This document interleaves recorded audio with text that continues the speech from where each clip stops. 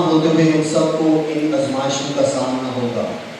اگر آپ کی شادی ہوئے 50 سال بھی کیوں نہیں ہوگے، میں گارنٹی سے کہوں گا کہ آپ کی زندگی میں دلائلہ آئے گی، آپ کی زندگی میں پوتیفار کی بیوی آئے گی، آپ کی زندگی میں کیا ہے، بیت شیبہ جیسی آزمائش آئے گی جسے آپ دیکھ کر اس میں گرنا چاہیں گے، لیکن جب گریں گے تو بٹھیروں کے گرنے کا وسیلہ بنیں گے۔ اس لیے شیطان اور نفس کے ساتھ کیا ہے، روحانی جہاد۔ نمبر 7، جہاد اکثر بدعتیوں یا خدا کے فضل کی تعلیم کے مخالفوں کے خلاف جد و جہد کرنا، یا دوسرے لفظوں میں جو غیر ایمانداروں کے لفظ استعمال کیا جاتا ہے، کافروں یا غیر ایمانداروں کے ساتھ لڑنا۔ یہ لڑنا جسمانی نہیں، روحانی۔ تیار رہنا خدا کے کلام کے فضل کو بیان کرنے کے لیے۔ اس کے بعد 8واں، جہاد نفسانی، نفس کشی، اپنی خودی کا انکار کرنا۔ سب سے بڑا مسئلہ جو ہے آج نسل انسانی کا وہ کیا ہے، خود غرضی ہے۔ ہم سب اس کا شکار ہوتے ہیں۔ ہم سب کو خود غرضی کی نہیں بلکہ خود پرستی کی نہیں بلکہ کیا ہے، خاکساری اور خود انکاری کی کیا ہے، پیروی کرنی ہے۔ ہم اپنی زندگی میں ہر روز خود غرضی کا شکار ہوتے ہیں، پاسبان ہوتے ہوئے، مبشر ہوتے ہوئے، بشپ ہوتے ہوئے، ڈاکٹر ہوتے ہوئے، باپ ہوتے ہوئے، یا پھر بیٹے یا پھر لیڈر ہوتے ہوئے۔ ہمیں اس جنگ کو ہر روز لڑنا ہے، اور اس کے لیے ہمیں کیا کرنا ہوگا، یہ جنگ یہاں پر شروع ہوتی ہے۔ شیطان کے لیے ہمارا ذہن کیا ہے، وہ میدان ہے جہاں پر وہ کیا کرتا ہے، شرارت کے بیج بونے کی کوشش کرتا ہے۔ اس کے بعد نمبر 9، جہاد دعوت، حق کی حمایت میں جنگ کرنے کا بلاوا۔ آپ سب کو بلاوا دینا چاہتا ہوں کہ اپنی اپنی روحانی جنگ اس طرح لڑیں تاکہ جیتیں، جیسے پالوس کہتا ہے، دوڑ میں دوڑتے تو سبھی ہیں لیکن انعام ایک ہی لے جاتا ہے، تم بھی اس طرح دوڑو تاکہ جیتو۔ جیتو، یہ بلاوا ہے۔ یہ کانفرنس دراصل کیا ہے، پاکستان میں بیداری کا بلاوا ہے۔ آپ میں سے یہاں پر کم و بیش 100 سے زیادہ پاسبان موجود ہیں، نوجوان موجود ہیں، بزرگ موجود ہیں، تجربہ کار موجود ہیں۔ آپ کی خدمت کا کھیت مجھے نہیں پتا کتنا بڑا ہے۔ آپ کا جو چراغ دان ہے جو خدا نے آپ کو دیا ہے، اس میں آپ جو خدمت کر رہے ہیں وہ کیسی ہے آپ جانتے ہیں۔ اپنی روحانی جنگ کے جہاد کو ایسے لڑیں کہ جیتیں تاکہ کوئی آپ کا فخر کھو نہ سکے۔ آمین۔ نمبر 10، جہاد بالعمل، بالعمل۔ تھینک یو بار صاحب۔ اپنے عمل سے جہاد کرنا۔ یہ کیسے ہوگا؟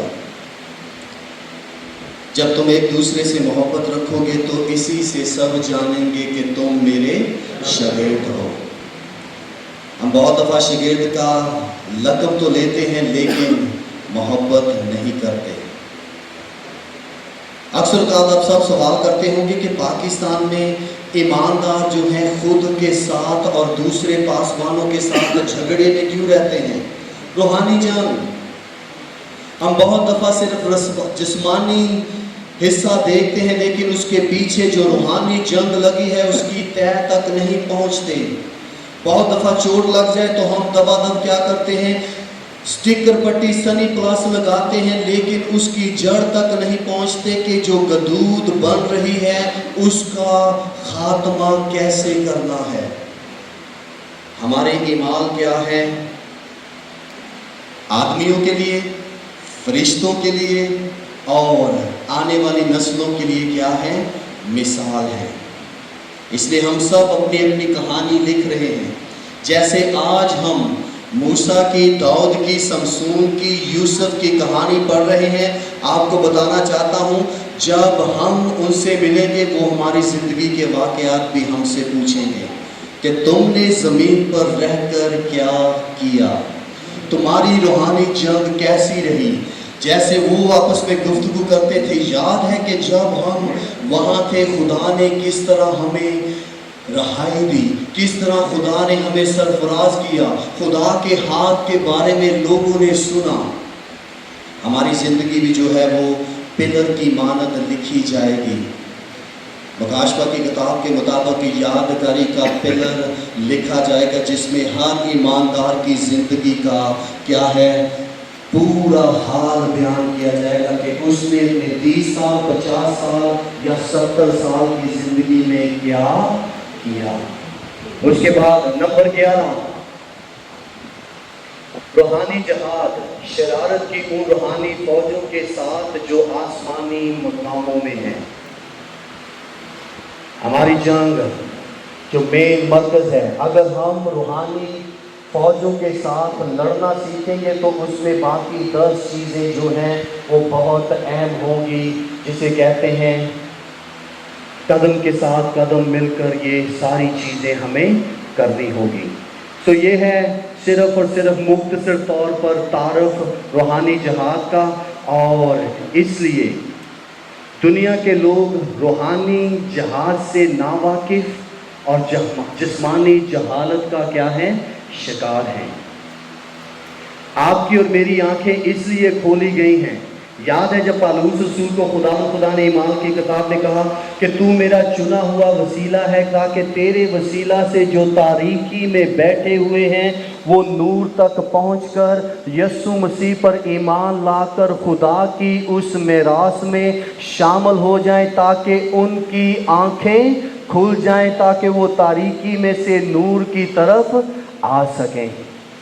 आपको और मुझे इसीलिए खुदा का फ़हम मिला है ताकि जो जहालत में हैं उनकी रूहानी ज़िंदगी के जंग का उनको हाल बयान कर सकें कि आप क्यों इन हालात में से गुज़र रहे हैं, जहालत या जिहाद, जंग या जंगोजहद। इसलिए आए चंद एक हवाला जात देखें लोगों की जहालत के तल्लक से।